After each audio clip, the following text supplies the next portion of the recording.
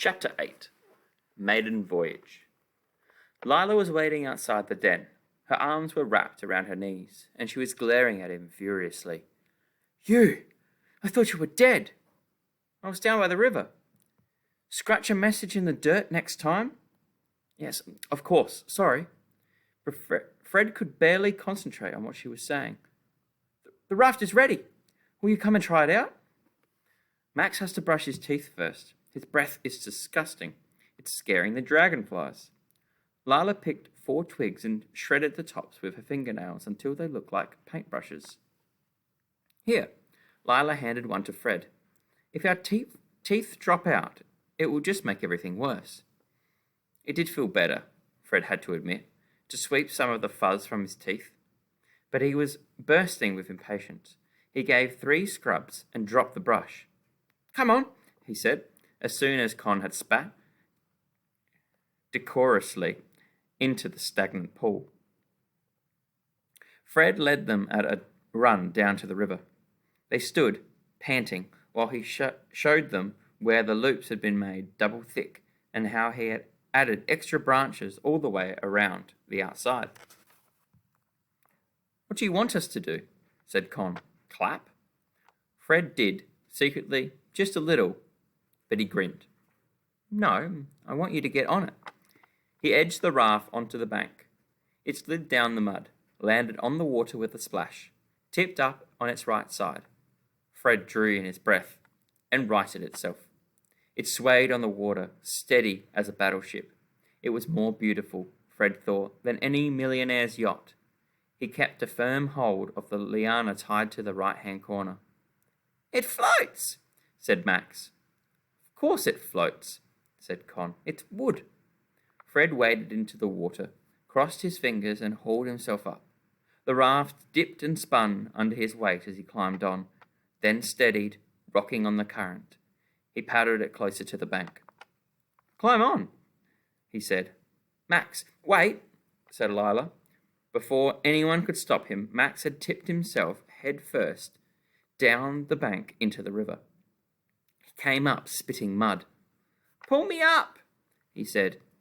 Fred hefted him by his armpits. Con and Lila followed more slowly, studying the water for piranha. Fred offered a hand to each. Lila took it. Con did not. The raft shook as they arranged themselves, but soon they were sitting, crouched on the wood and vines, bobbing high on the water.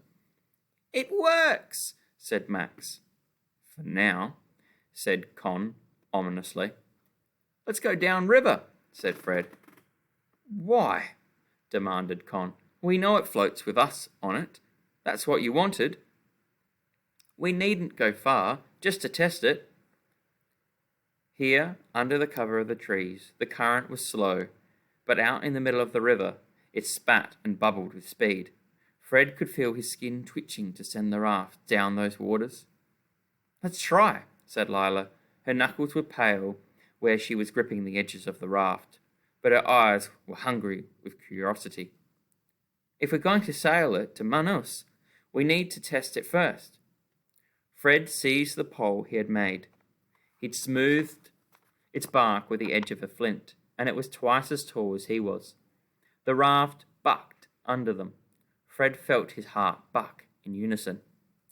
"Careful," said Con. The skin around her nose and lips were greyish-green. "Don't go too fast. We need to be able to get back." But the current caught at the raft and spun them, dragging at the wood, pushing it fast down river. They sank a little in the water, but remained upright. Fred ducked as an overhanging branch threatened to hit him in the eye. "Is that a caiman?" asked Con, pointing at the far shore. Max's eyes widened. "Make it go away!" "No, of course not. It's just a log," said Lila, taking her brother's wrist in her hand. But over his head she met Con's eyes and whispered, "Maybe." Fred steered closer to the bank, his heart thumping. They sped down the corridor of green. Fred tried to hold their course with the pole. Trees dipped into the water on either side of them, like curtains at the theatre, Fred thought, with the river as the stage. Two bright birds with yellow bellies flapped overhead. "Blue macaws," said Lila. "I tried so hard to persuade Mama to let me have one of those as a pet, but she said Max was loud enough on his own without a parrot." "It's funny," said Con. "I never really thought much about birds before. The birds here make the birds in England look like they're dressed for a job interview."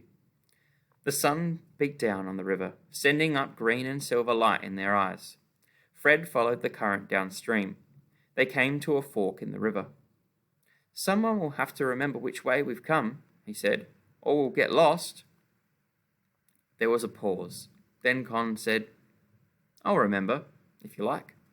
Fred looked around surprised. Con hadn't struck him as the volunteering sort. I've got a photographic memory, actually," she said. "Really?" asked Lila, fascinated. "You mean you see pictures? Do you remember everything that way, or only some things?" "Mostly just maps, and formulae, and blueprints for things.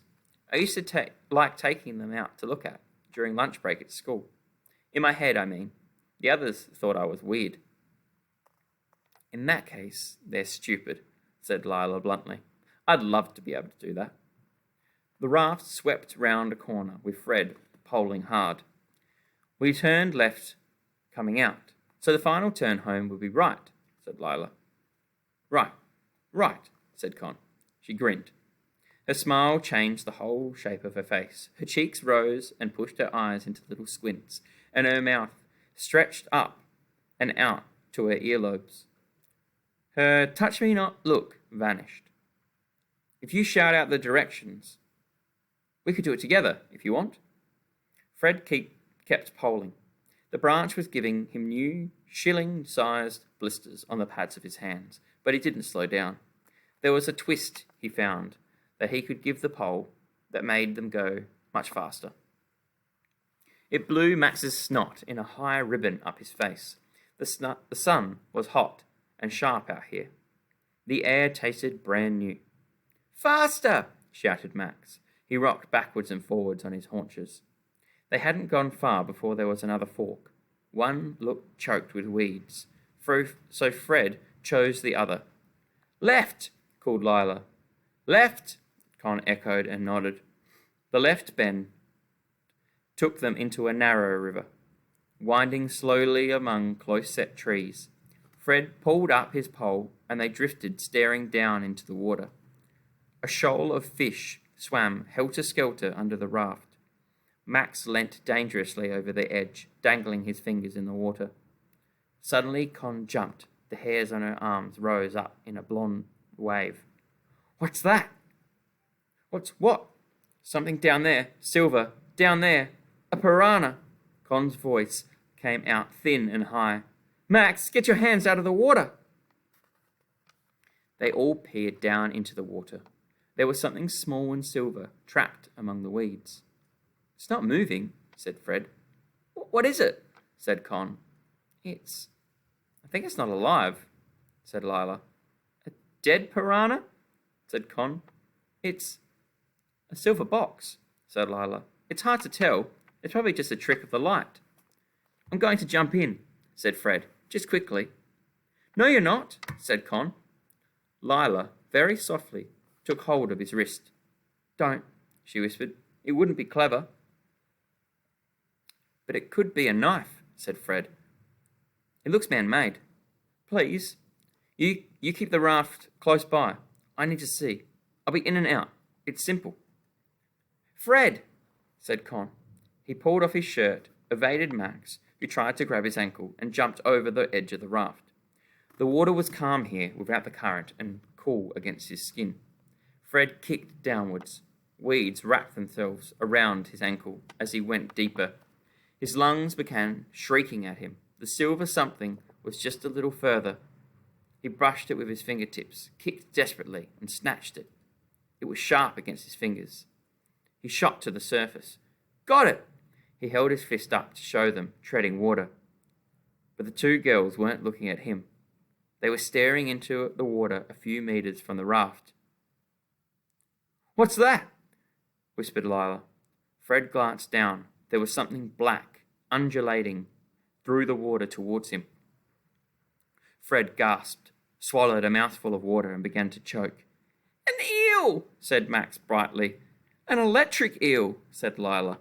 "Swim!" screamed Con. She snatched the pole and tried to steer towards Fred, jabbing the branch into the water. Lila held out her hand over the edge of the raft. Fred swam the distance to the raft faster than he had ever moved in his life.